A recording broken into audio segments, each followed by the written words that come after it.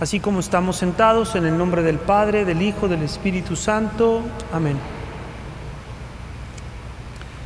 Del libro del Apocalipsis, capítulo 21.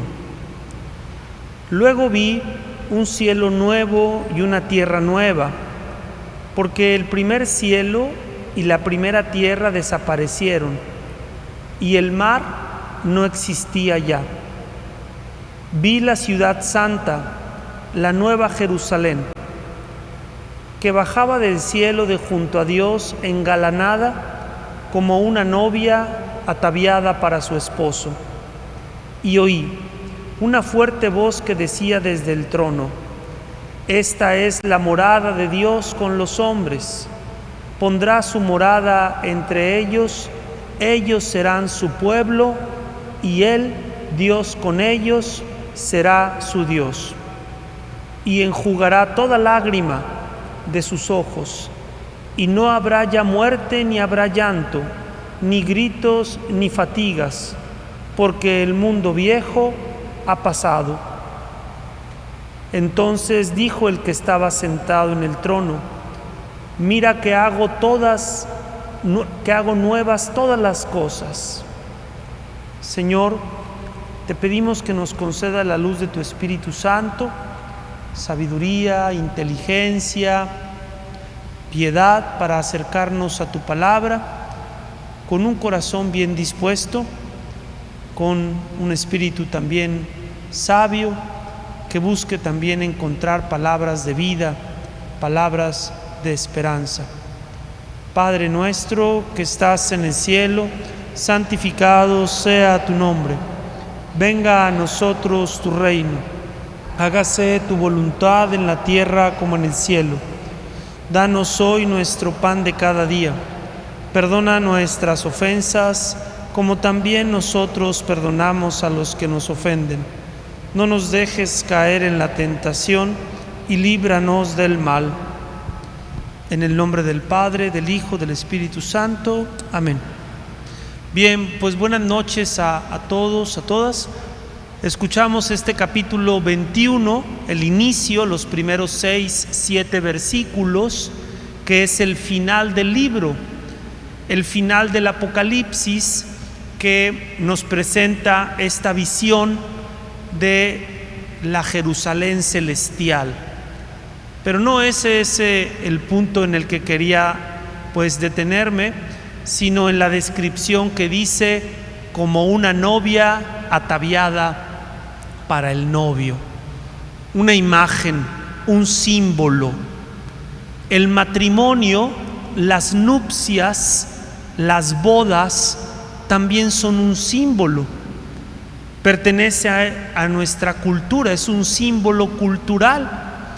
En todas las culturas desde la antigüedad había bodas, matrimonios entre un hombre y una mujer. Es la base de la sociedad, porque es la base de la vida, porque habrá discursos, habrá ideologías, pero la verdad irrebatible es que la vida humana brota de la unión de un hombre y una mujer. No hay otro camino humano, 100% humano, es decir, donde no entren otro tipo de medios en donde el dinero, la economía, sean los que dicten cómo puede procrearse una vida que brota del amor, de la libertad, de la unión de un hombre y una mujer. En todas las culturas, la boda, las nupcias, eran un símbolo muy potente. No era solamente un símbolo de amor, era un símbolo de vida, de renovación. Era un símbolo de esperanza, un símbolo de alegría, de gozo. El momento culminante del Apocalipsis es una boda, la boda del Cordero con su novia, la iglesia, la humanidad. Yo seré su Dios, ellos serán mi pueblo, una fórmula de alianza. Es ahí donde nos quedamos el día de ayer con este símbolo, un símbolo que encontramos en las cartas. Lo encontramos desde el ángulo negativo en las cartas del Apocalipsis. Lo encontramos desde el punto de vista, pues, de la infidelidad, de la traición, de pues, no ser fiel a una alianza. A ver. Wow. Ya se descargó.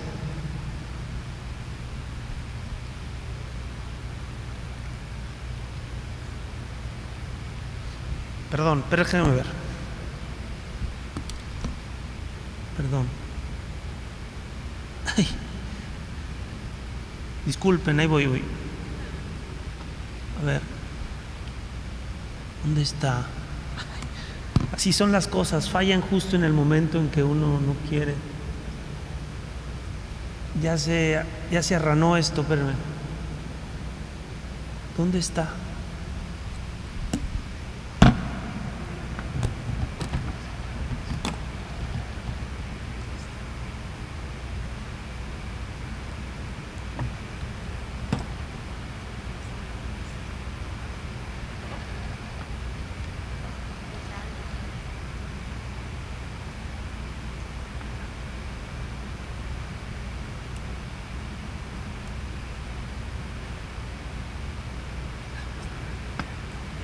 Ya, perdón. ¿De dónde viene este lenguaje? ¿De dónde vienen estos símbolos, imágenes como los que estamos hablando? Sí, vienen de la cultura, dijimos. Es un símbolo, es una imagen que está en todas las culturas. Pero en el Antiguo Testamento tiene una resonancia muy particular, un ángulo que es el mismo del Apocalipsis.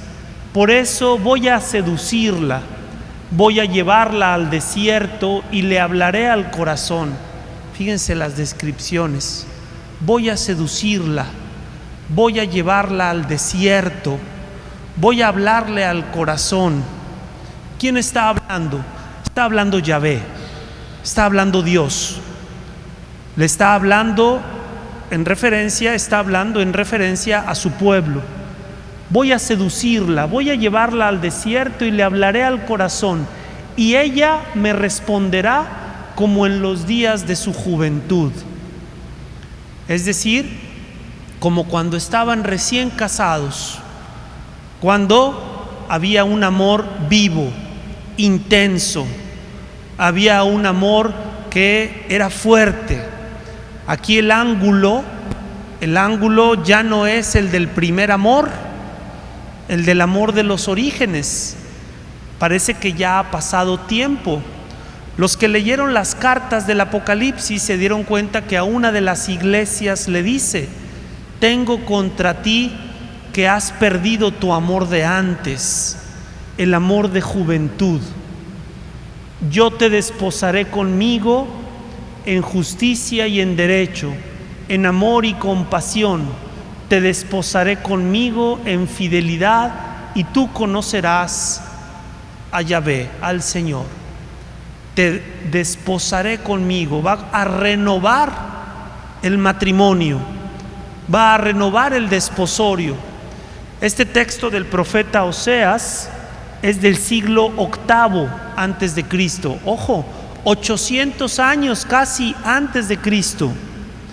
Estamos hablando de los años 700 antes de Cristo. Este lenguaje es un lenguaje nupcial. Habla de una relación de pareja, un hombre y una mujer. Habla de seducción. Voy a volver a ganarme tu amor. Te voy a volver a conquistar. Te voy a hablar al corazón. Fíjense cómo aquí es Dios que busca a su pueblo, pero este pueblo parece que está enfriado. ¿Por qué? Porque busca una respuesta como en los días de su juventud. Un desposorio, fíjense, en compasión y amor, en fidelidad. Es decir, un desposorio en el que Dios está dispuesto a perdonar la infidelidad de su esposa. Este profeta tiene pasajes muy duros. Ahorita aquí yo escogí un pasaje bonito, el del capítulo 2, pero si leyeran un poquito antes, un poquito después, se darían cuenta que lo que hay en el fondo es una infidelidad.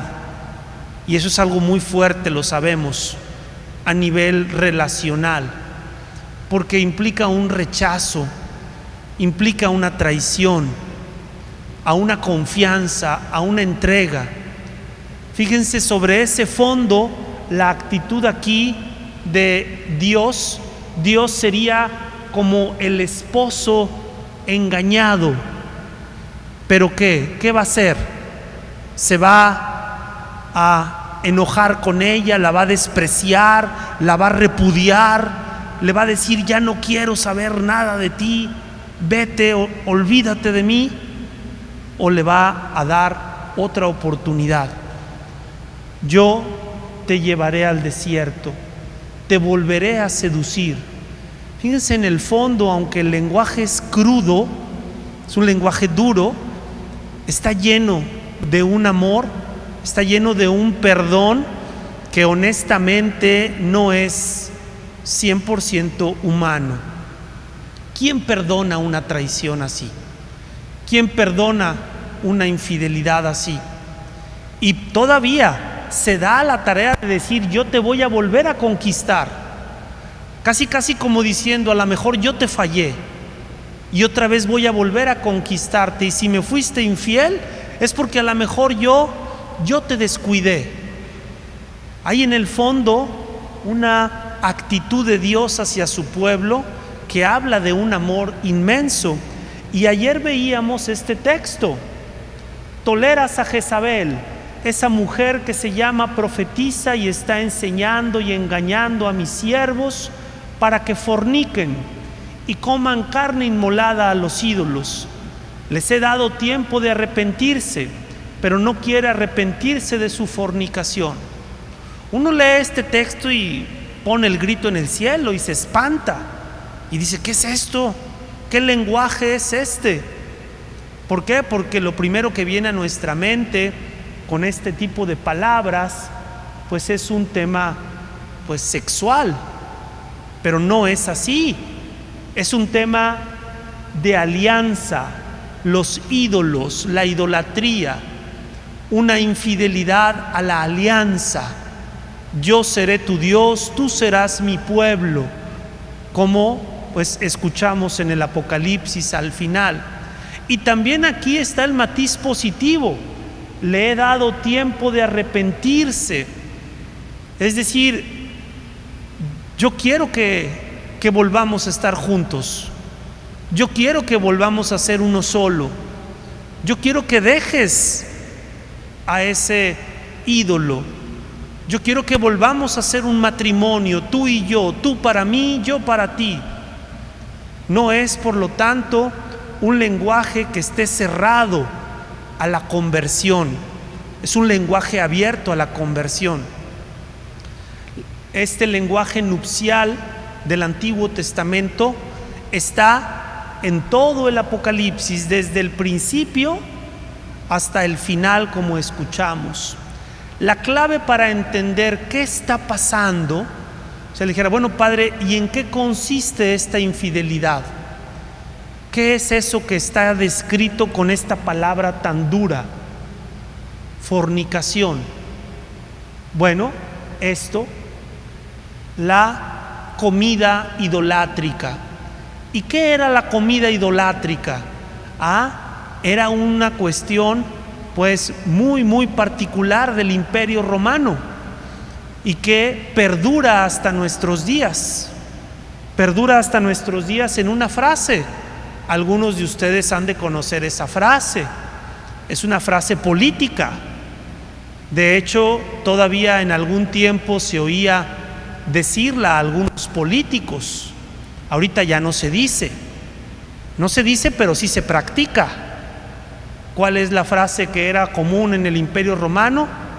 al pueblo pan y circo. Y con eso lo tienes en la bolsa. Dale al pueblo pan y dale circo. Dale un espectáculo. Dale algo en que se entretenga. No importa que les quites sus derechos. No importa que ya no tengan libertades. Tú dales pan y dale circo, y eso hacían los emperadores, y vas a encontrar pues que siempre te van a ser fieles al Dios imperio o fieles a Dios. Vamos a ver qué pasaba.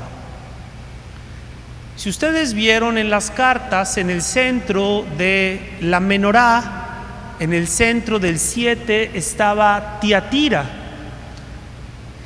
¿Y qué es lo que le reclama a esta comunidad? Lo que le reclama es esta comida de los ídolos. Vamos a ver, es el centro de atención del Apocalipsis, es buena, pero ahí hay una profetisa, a lo mejor era una catequista, una mujer que era líder de la comunidad, era líder y tenía una palabra y decía: no hay problema, vamos a las fiestas del emperador, vamos a participar de este espectáculo que se hace en nombre de los dioses de la ciudad, de Domiciano, nuestro emperador, que es el divino César. Va a haber comida gratis para todos, es carne asada gratis, vengan, vamos a participar. ¿Y qué hacían los cristianos? Que no comían carne todos los días, que quizás no comían carne en un año, que no sabían el sabor de la carne. ¿Por qué? Porque si tengo una cabrita, pues yo prefiero que me dé leche y hacer quesos que matarla y comerme la carne. O si tengo una vaquita, pues yo prefiero que me dé leche y hacer quesos que matarla y hacerme una carne asada. Pero si el emperador va a matar 100 vacas, va a matar 100 vacas, 100 toros, y nos va a ofrecer un banquete a todos, un banquete de carne asada gratis para todos. Pues ya es tentador, y entonces ven, nomás échale aquí unos granitos de incienso al ídolo. Ven, aquí tenemos la estatua, tú nada más ponle aquí unos granitos de incienso y pásale, sírvete lo que quieras. Nomás dame tu tarjeta de credencial electoral, nomás pásamela, no pasa nada, y después sírvete lo que quieras. ¿Se dan cuenta que el mundo no ha cambiado? Es exactamente lo mismo. Son lógicas en el fondo. ¿El Apocalipsis habla entonces del futuro? No, habla del presente. Un presente habitado por fuerzas que se divinizan, que se oponen a Dios, violentas, agresivas, pero que se esconden detrás de ropajes pues muy atractivos, y a veces caemos en la trampa. Bien, dice ahí, actúa como esta. ¿Por qué le llama Jezabel? Porque en el Antiguo Testamento, en el primer libro de los Reyes, capítulos 18 y 21, encontramos a una reina fenicia extranjera que también promueve ídolos dentro del pueblo de Israel. Le llama así para conectar con ese simbolismo, con esa idea de idolatría. Juan, el vidente, Juan, el profeta del Apocalipsis, se opuso a ella sin éxito. Ella parece partidaria de un cristianismo sabio que conoce la profundidad de Dios o Satanás. Los creyentes, los cristianos, pueden comer los idolocitos y pactar, es decir, prostituirse con Roma. Tú pásale, no pasa nada. ¿A poco más? Y mira todo lo que vas a poder comer, mira lo que te vas a llevar. Tú nada más ponle aquí granitos de incienso a este fogón donde está esta imagen de un ídolo.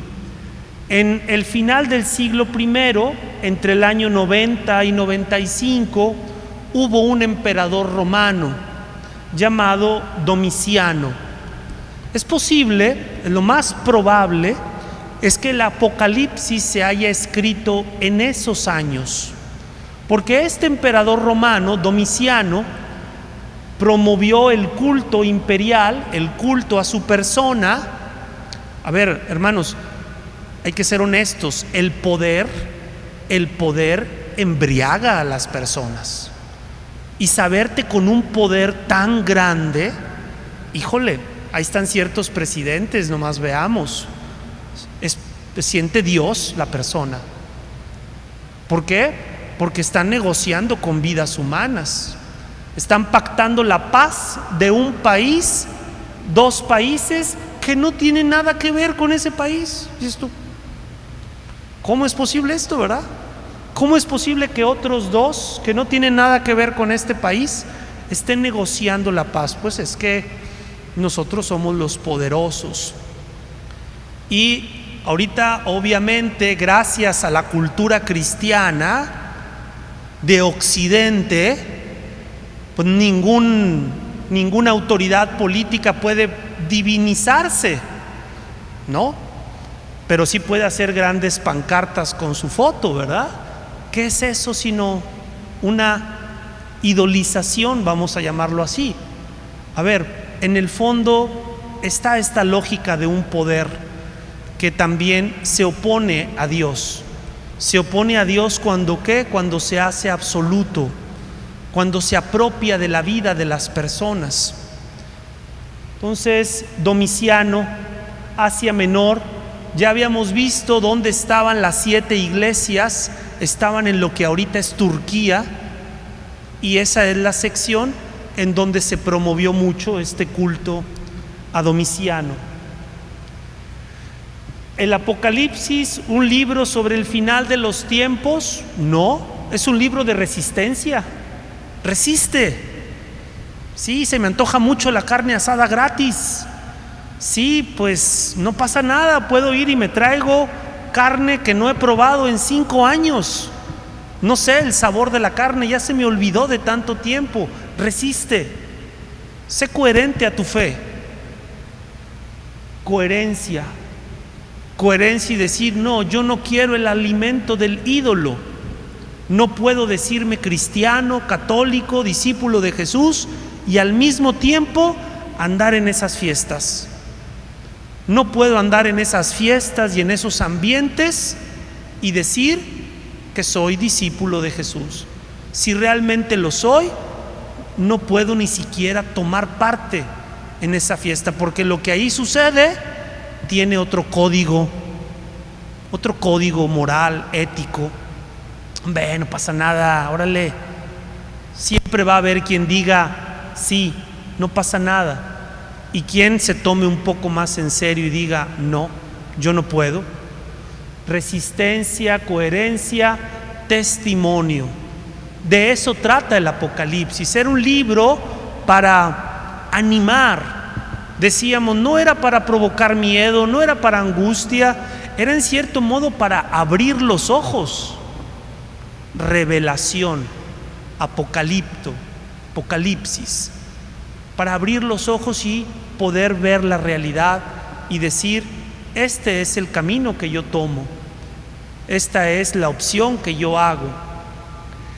El alimento del ídolo eran los sacrificios de animales en honor al dios emperador, con minúscula, estatuas. Todavía se pueden ver algunas estatuas que han quedado de la época romana, de Marco Aurelio, se pueden ver, de Trajano, no sé, esas estatuas que se hacían de los emperadores, al dios emperador o a los dioses de la ciudad. Júpiter, podríamos decir Saturno, Venus, todo el panteón de dioses romanos. Entonces esos sacrificios pues estaban también acompañados de banquetes. Era sacrificio y era banquete. Y algunas carnes se las llevaban al mercado. Entonces podías ir a comprar carne a muy buen precio. ¿Por qué? Porque era carne que venía de los festivales, pero era carne que se había utilizado en un sacrificio a un dios pagano. Vean entonces el conflicto ético, moral que había. Y pues a lo mejor ahorita nosotros decimos: Padre, pero ese ya no es nuestro contexto. Bueno, en parte no, en parte sí. Hay una tentación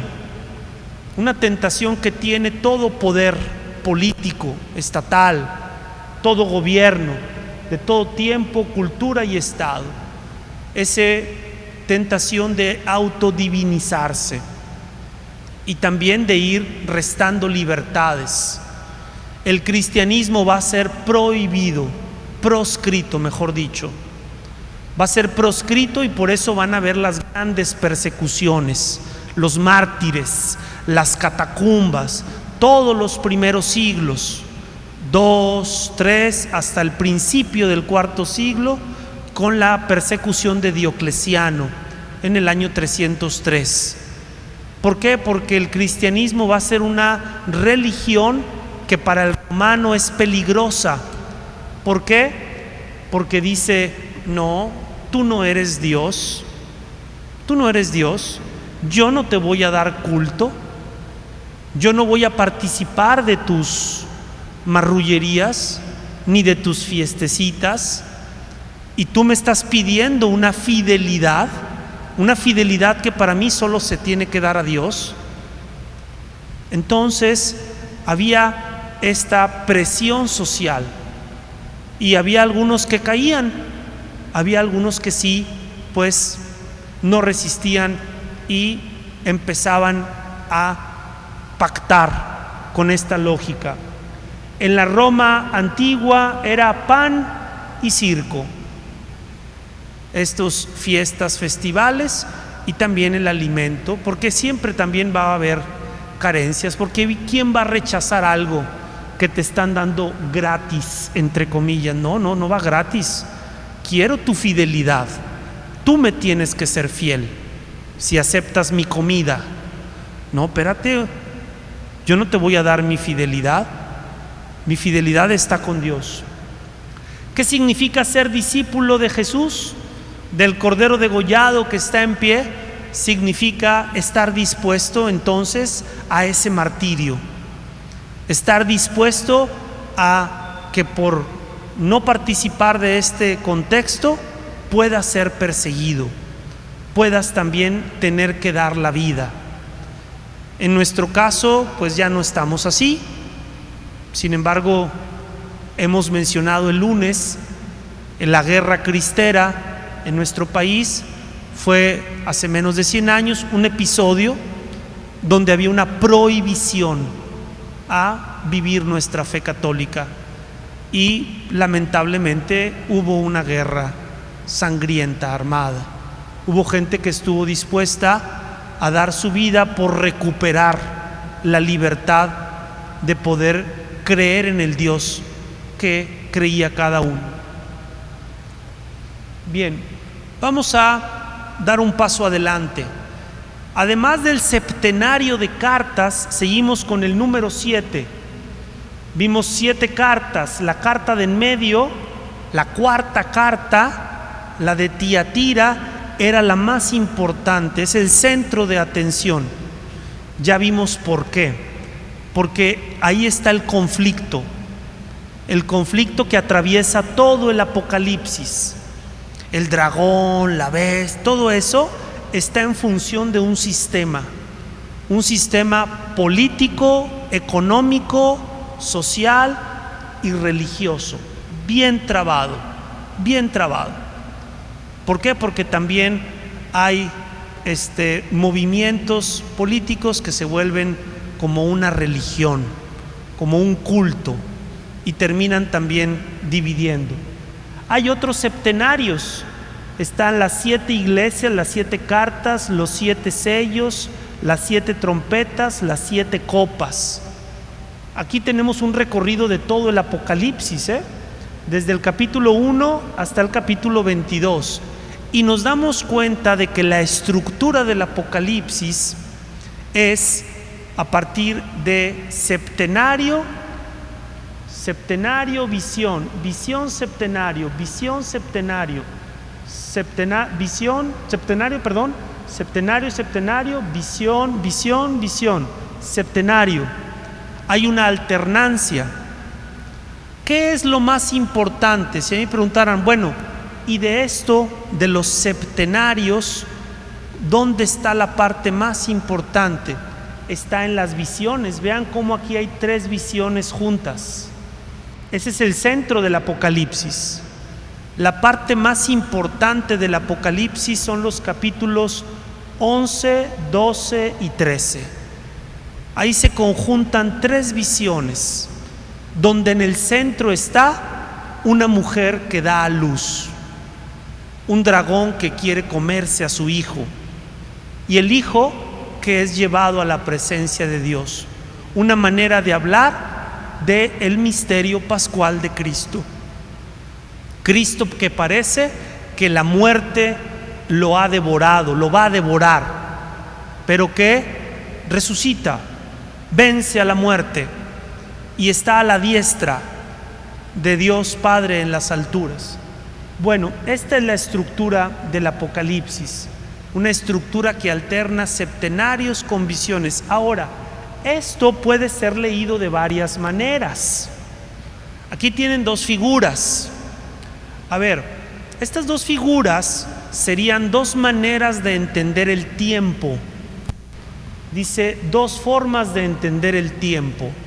Habíamos ya hablado que en el Apocalipsis las 2 características fundamentales de un libro apocalíptico era la simbología. Ya vimos la simbología de los números, ahorita vamos a ver otra, pero también la forma de entender el tiempo. Esta es la forma más tradicional, una forma lineal ascendente. Hay un principio y hay un final. Eso sería una manera de entender el tiempo, linealmente, pero de manera ascendente, es decir, de una manera positiva. Espero que el futuro sea mejor. Híjole, ahí es donde tenemos un problema, ¿verdad? A veces el futuro no es tan mejor que lo anterior. La línea ascendente no se cumple. Si pusiéramos una línea horizontal, pues sería que están al mismo nivel. El tiempo actual es igual al tiempo anterior. Tampoco.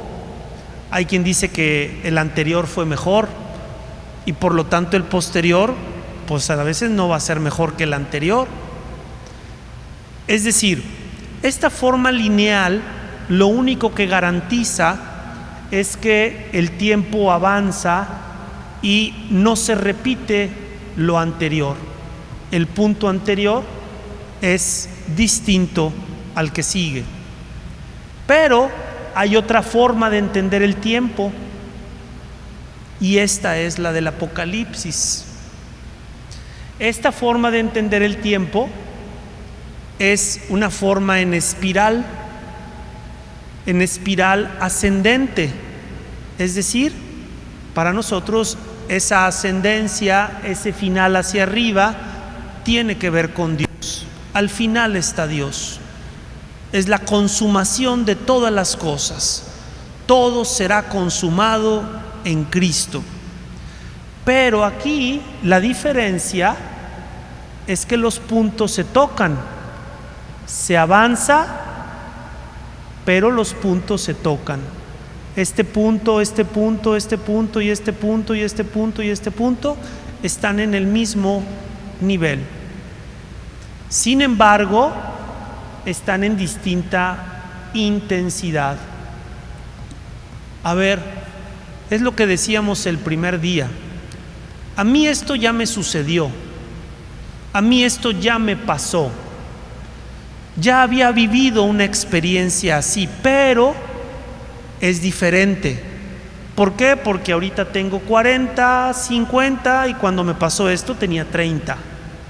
Porque esto me pasó con este amigo, esta amiga, y ahora me sucedió con un familiar. Esta visión en espiral nos dice que hay acontecimientos que vuelven a suceder, pero con una diferencia, no exactamente igual, no es cíclico, no es que se repite exactamente igual, como hay películas de ciencia ficción que presentan muchas de estas formas de entender el tiempo, sino es algo igual y algo distinto, es el mismo punto, pero aquí está más chico y acá está más grande, es decir, algo igual, algo distinto. Bien, hay diversas formas de entender el Apocalipsis: secuencial, cronológico, una línea recta. Así lo interpretan, por ejemplo, los testigos de Jehová. Lo interpretan como si fuera algo secuencial. Secuencial, así como tienen que pasar 1000 años, tiene que pasar esto, ya pasó este tiempo. A ver, no. Son periodos significativos, las cosas vuelven de alguna manera a presentarse con aspectos iguales y aspectos distintos. Otra manera es una espiral ascendente, donde algo se repite, cambia y se amplifica. Es decir, por ejemplo, enfermedades, guerras en el mundo ha habido siempre. En todo siglo vas a encontrar una guerra o vas a encontrar alguna enfermedad o alguna crisis, pero aunque vas a encontrar una, van a tener cualidades distintas. Es el mismo fenómeno, pero con otra cualidad. ¿Por qué es importante esto? Porque en el Apocalipsis se nota eso. Paréntesis, estas presentaciones, la de ayer martes y la de hoy, están en PDF. Aquí Ernesto las va a subir por si alguien quiere después descargarlas. Cierro el paréntesis porque yo sé que no se alcanza a ver muchas cosas, pero cuando uno lee el Apocalipsis, uno se da cuenta que esto sucede entre los sellos, las trompetas y las copas. ¿Cómo? Véanlo. Voy a leer fragmentitos. Cuando uno lo lee de corrido, no te das cuenta. O a lo mejor habrá alguien que diga: se me hace que esto ya lo había dicho antes y lo está repitiendo. Sí, lo está repitiendo, pero de manera distinta. Vean, en un sello, silencio de media hora, 7 ángeles con 7 trompetas, trueno, voz, relámpagos, seísmo. Y luego en las trompetas, capítulo 8, aquí capítulo 11, proclamación de la victoria de Dios y de su Cristo, relámpago, voz, truenos, seísmo y granizo. Se repiten los anteriores y se añade uno más. Y luego en las copas, ya está hecho relámpago, voz, trueno, seísmo. Vean lo que dice aquí: como no hubo jamás. Se va ampliando, se va ampliando. Quiere decir, de una manera, si quisiéramos decirlo así, cruda, la destrucción se va haciendo más masiva. Pensemos simplemente en la bomba atómica. ¿Quién iba a pensar que simplemente con un botón, con una cosita así, podías matar en un instante a 80,000 personas? ¿Cuántos años de guerra o meses de guerra se necesitaban para eso? ¿Cuántos meses de guerra se necesitaban para matar a 80,000 personas? Pues si era cuerpo a cuerpo, espada o balazos a lo lejos, pues te tardabas un rato en que hubiera 80,000 bajas. No, ahora en un instante. En un instante puede haber 80,000 bajas o 1,000,000 de bajas. como no hubo jamás. Son las mismas cosas, pero van cambiando de intensidad. Así es la historia. Vean qué concepción de la historia. Por eso el Apocalipsis dice sabiduría. Requiere sabiduría y discernimiento para poder ver y poder también, pues, no dejarse engañar tan fácilmente.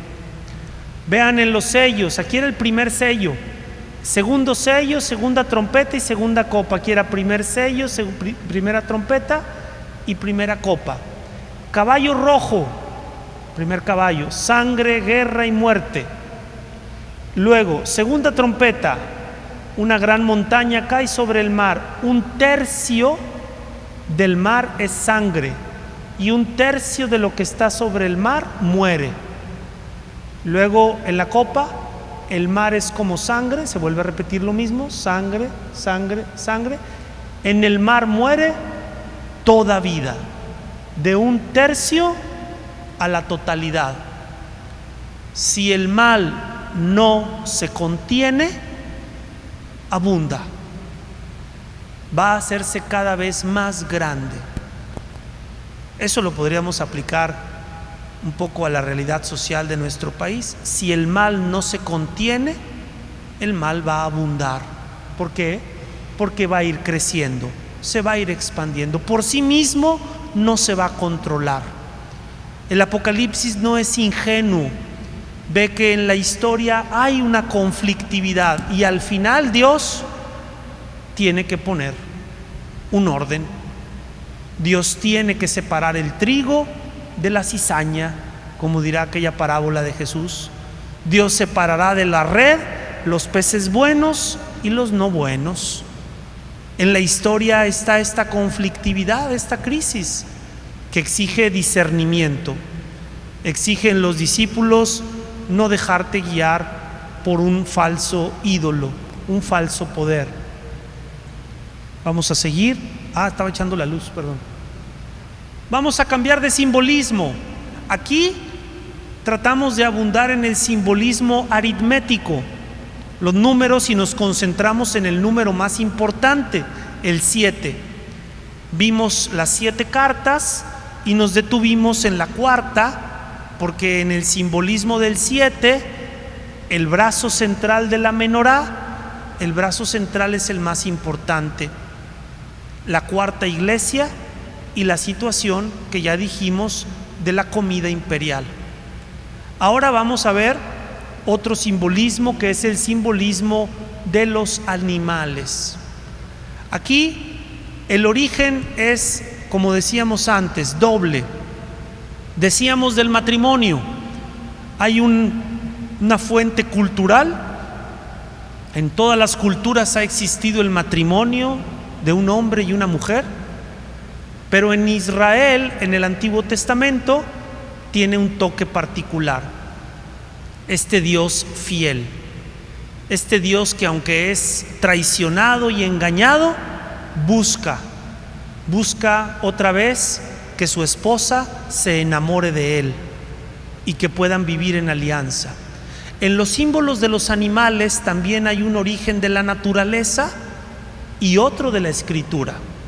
Vamos a ver primero el de la naturaleza. Aquí tenemos los animales más comunes: el león, el toro, el águila, dragón, serpiente y lo que se le llama las bestias. Vamos a ver. En el Apocalipsis, cada animal simboliza su cualidad fundamental, la cualidad natural, la que tiene entre los demás animales. El león es un animal que naturalmente refleja la realeza, el rey de la selva.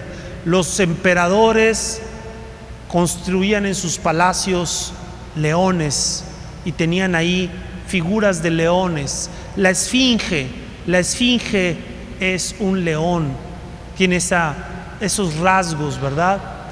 Va uno a la Ciudad de México y va al hemiciclo a Juárez y hay unos leones ahí, ¿verdad? Realeza, dignidad, eso es lo que significa este animal. El toro, los cuernos, ya los habíamos visto, es la fuerza, el poder. ¿Por qué? Porque pues el toro embiste. Entonces este animal refleja la fuerza, el poder. Si dice que tiene 7 cuernos la bestia o 10 cuernos la bestia, es que tiene una fuerza inmensa. El ejército romano era una máquina de guerra muy buena. Por eso lo van a describir con 10 cuernos, porque eran expertos en el arte de hacer la guerra. Hay pueblos que tienen esa cualidad, otros que no la tienen. El águila, la altura, la profundidad, la visión. ¿Por qué? Porque es un animal que también desde la altura es capaz de cazar, de descender sobre su presa. El dragón, la serpiente, que se arrastra, que se oculta, que se mete debajo en un agujero. El inframundo, debajo en un agujero, simboliza también el mal. El inframundo son un significado simplemente natural. En la Escritura, en el Antiguo Testamento, vamos a encontrar una conexión con esto, pero también un dato propio particular. Bestias es un genérico para los animales feroces. ¿Como cuáles se describen en la Biblia? El oso, las patas de oso, el leopardo.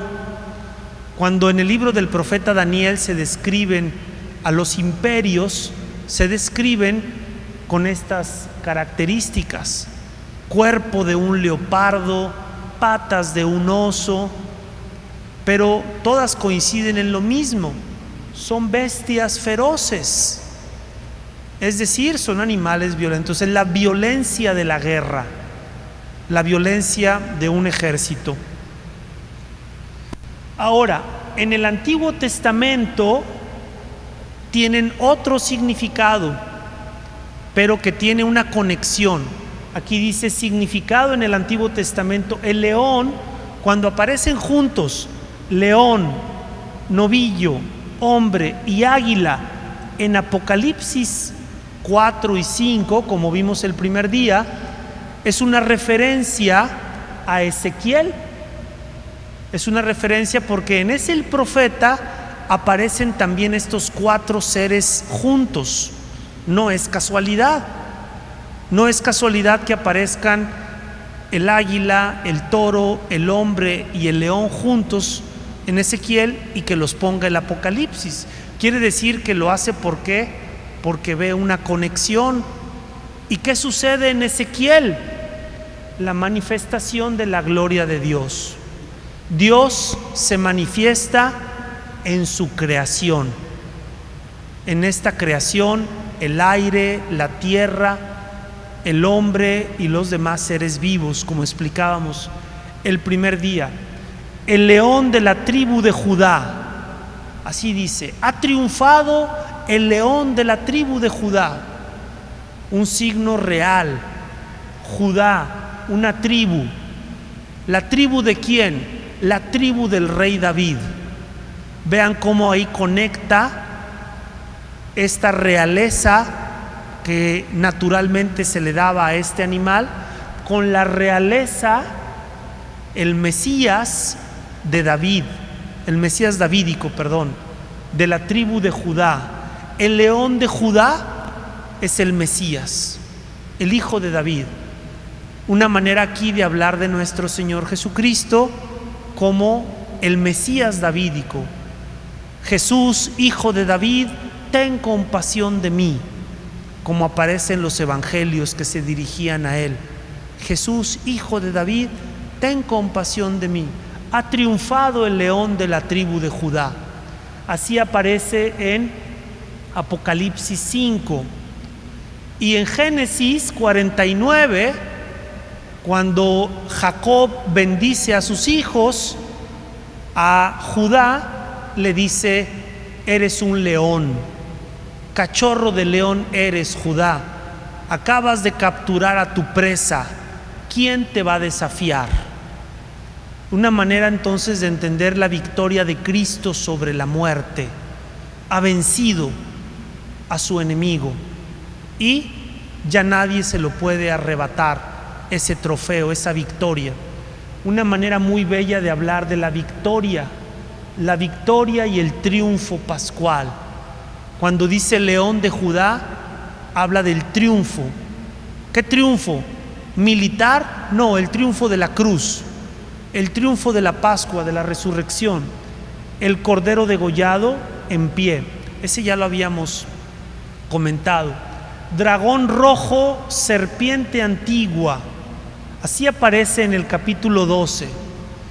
La serpiente era un animal pues que culturalmente siempre generaba pues un tipo de temor. ¿Por qué? Porque ataca de una manera inesperada, porque se mueve sinuosamente.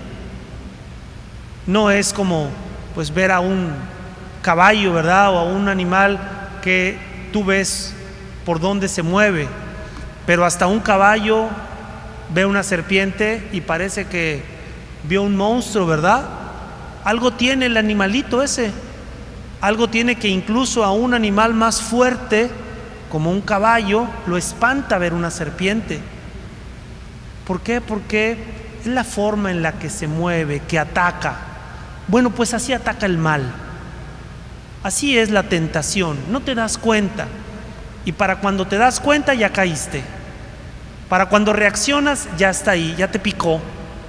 No te diste cuenta ni por dónde. Vean cómo estos simbolismos tienen una razón de ser, una lógica. Es decir, así se comporta el mal, así se comporta el enemigo.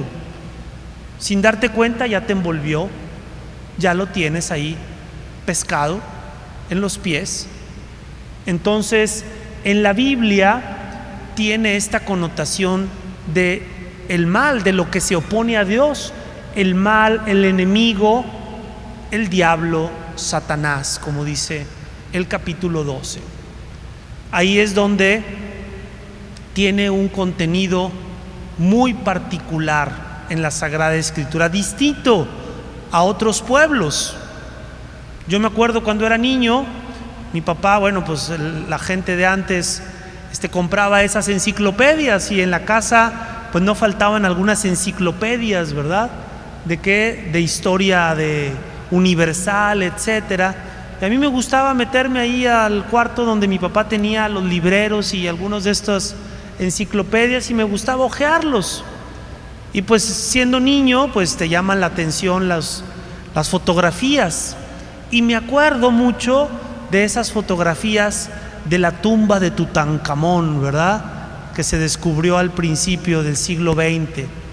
Esas máscaras funerarias donde aparece el rostro de los faraones y aparece su corona. No sé si alguno se acordará, cómo no la busqué para poner aquí la foto, pero cómo eran las coronas de los reyes egipcios. Tenían una serpiente aquí, se le veía así arriba.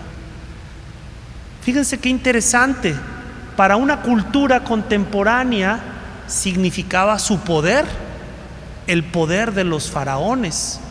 Para Israel, no, eso es aberrante, es el mal, porque para ellos era su poder por el Nilo, el río Nilo. A estos animales les gusta la humedad, el ambiente húmedo, frío, por eso no pueden aguantar tanto el sol, por eso tienen que irse bajo tierra. Bueno, esta cuestión donde se unen las simbologías. Las bestias, leopardo, patas de oso, fauces de león en Daniel 7 y que aquí aparecen en Apocalipsis 13, que simbolizan los imperios militares, la fuerza destructiva de un ejército. Y habla aquí destrucción y muerte. Este es el simbolismo zoomórfico.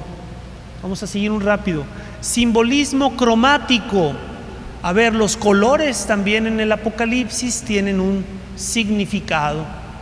Vi a un hombre y tenía el cabello blanco, La vestidura era blanca.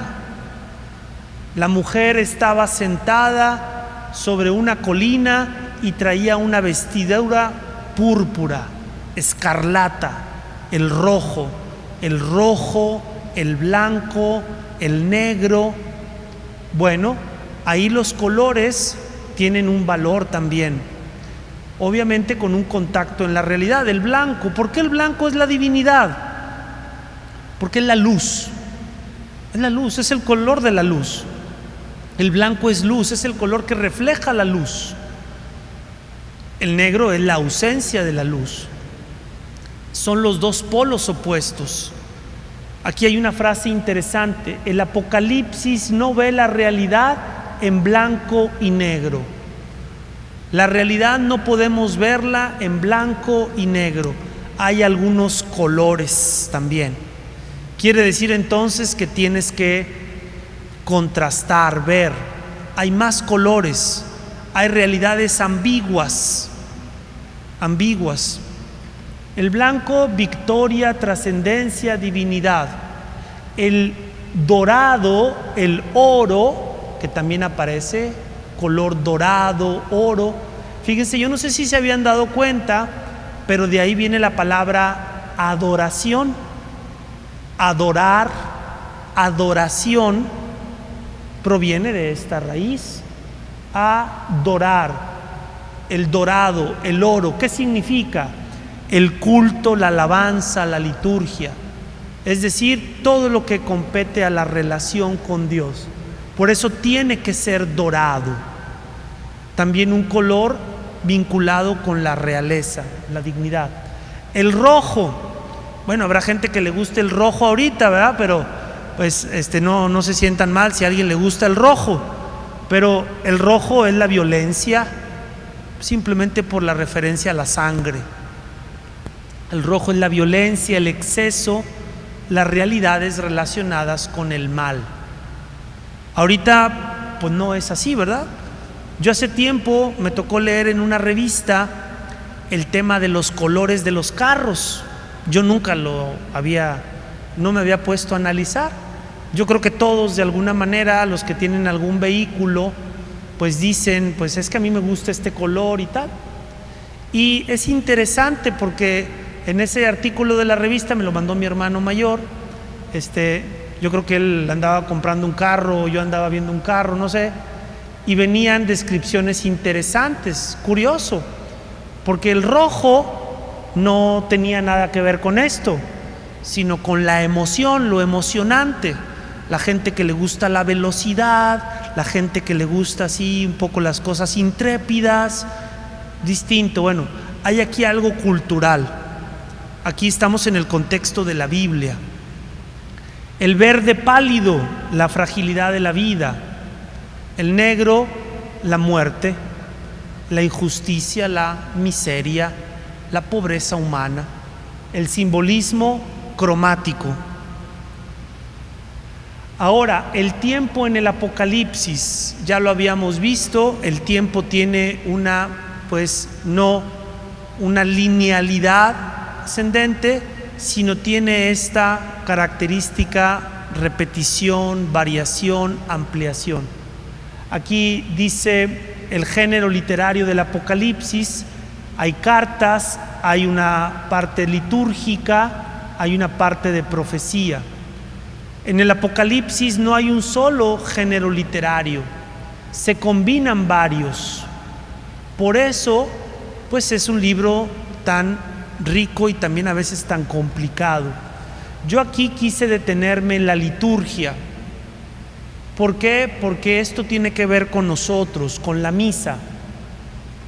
Porque esto lo van a poder así ver ya más detenidamente con el material. Pero en el Apocalipsis, en el capítulo 4 y 5, encontramos una escena litúrgica.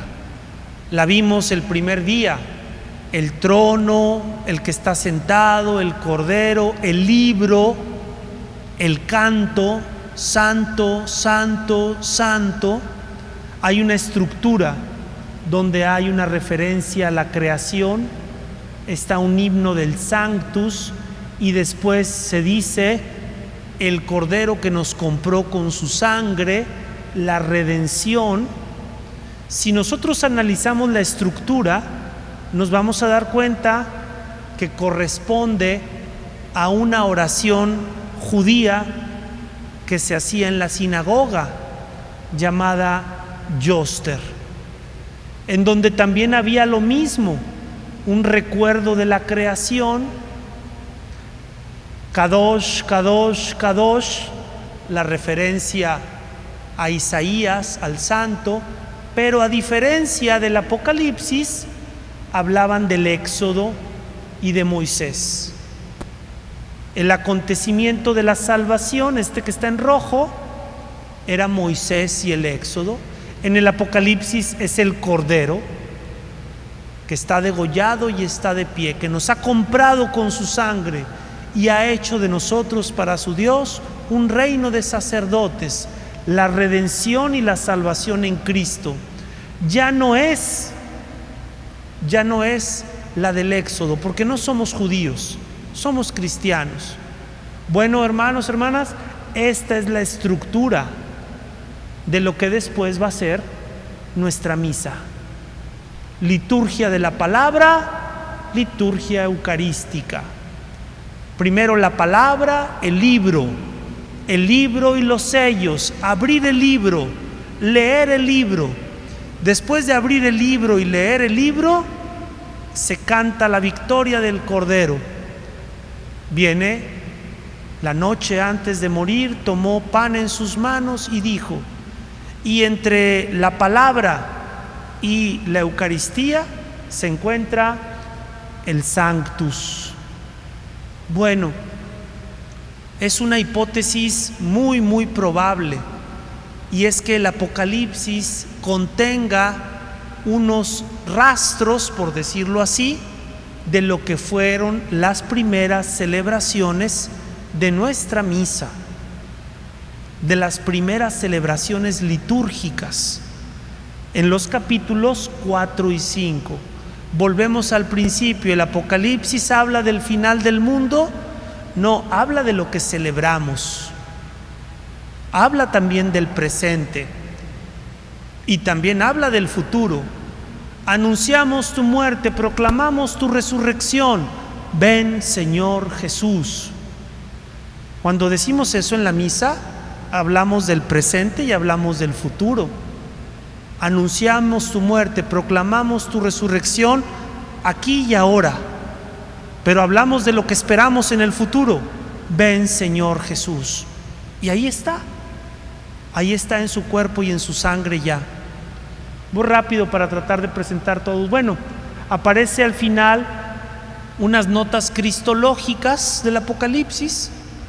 La cristología del Apocalipsis es alta, son títulos muy elevados. Yo soy el primero y el último, dirá Jesús. Dice aquí, el esposo, el león de la tribu de Judá, el retoño de David, el Hijo del Hombre. Es una cristología muy rica, pero que también tiene raíces en el Antiguo Testamento. Es decir, nos muestra cómo este libro es de unos judeo-cristianos, que aparte eran más estrictos con estos temas de las comidas. Los que venían del paganismo a lo mejor podían ser un poquito más laxos, pero los que venían del judaísmo eran más estrictos con ciertas cosas. Bien, el título que sobresale por encima de todos, y ya con esto termino, el título así que se repite muchas veces es el de Cristo Cordero. ¿Por qué? Vamos a ver.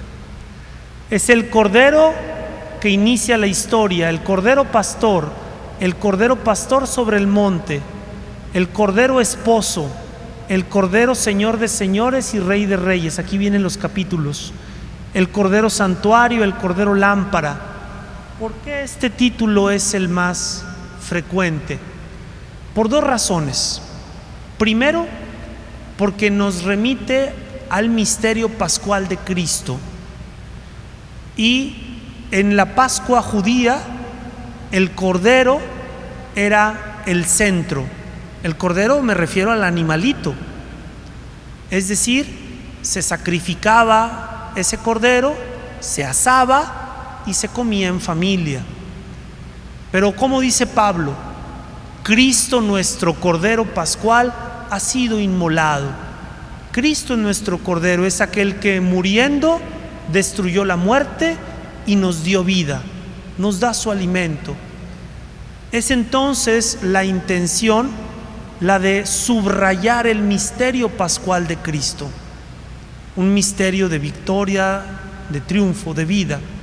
Y la imagen del cordero que remite al Éxodo, pues es por eso la imagen preferida, porque también conecta con la historia de este pueblo de Dios. Bueno, hermanos, ya con esto se acabó, ¿verdad? Les agradezco la paciencia, ya me pasé un poquito. Yo sé que son temas muy amplios, aquí nos dimos una asomadita nada más, pero espero que pueda pues ayudarnos a ver un poquito el marco general de un libro que, como decíamos al principio, pues puede ser muy malentendido, se puede abusar de él, mal utilizarlo, y es un libro que tiene mucha actualidad, que es un libro que nos mueve también a dar testimonio de Cristo, a vivir nuestra fidelidad a Él y también a ver con esperanza pues la victoria final, la salvación que Cristo ya ha conquistado por nosotros y que aún ahora en medio de nuestra historia, con todas nuestras inestabilidades, pues no perdamos nosotros nuestra esperanza ni dejemos de tener nuestra mirada puesta en Jesús. Muchas gracias. Muchas gracias a Monseñor Carlos, y pues nuevamente gracias por darse el tiempo, Monseñor, de darnos más luz respecto a este tema del último libro de la Biblia, que es el Apocalipsis, y pues nuestro compromiso, ¿verdad?, de seguir meditándolo, leyéndolo, estudiándolo, reflexionando, y pues ahora con mayor luz. Gracias, Monseñor, nuevamente esta es tu casa y siempre bienvenido. El día de mañana, un fuerte aplauso nuevamente para Monseñor, gracias. Ojalá que haya más semanas como estas, semanas bíblicas. El día de mañana vamos a continuar ahora también con el Padre Jaime, también doctor en Sagrada Escritura, para seguir dándonos más luz en pues ya cierre de la semana bíblica. Muchas gracias a todos también que nos ven por las redes sociales. Dios les bendiga. Si quieren hacemos una oración para terminar. Vamos a encomendarnos a nuestra Madre Santísima, la Virgen María, ella que también en este libro la encontramos bajo la figura de la mujer que no solamente es la madre del Hijo de Dios, sino es la madre de los discípulos, es la madre de los que dan testimonio de Jesús, como la encontramos al pie de la cruz con Juan, el discípulo amado, que ella también sabemos que nos acompaña en esta historia, en nuestro camino, que sea también nuestra intercesora. Dulce Madre, no te alejes, tu vista de nosotros no apartes. Ven conmigo a todas partes y solo nunca me dejes. Ya que me proteges tanto como verdadera Madre, haz que me bendiga el Padre, el Hijo y el Espíritu Santo. Amén. Que pasen buenas noches, que descansen y no dejen de venir mañana con el Padre Jaime, que es muy bueno. Gracias.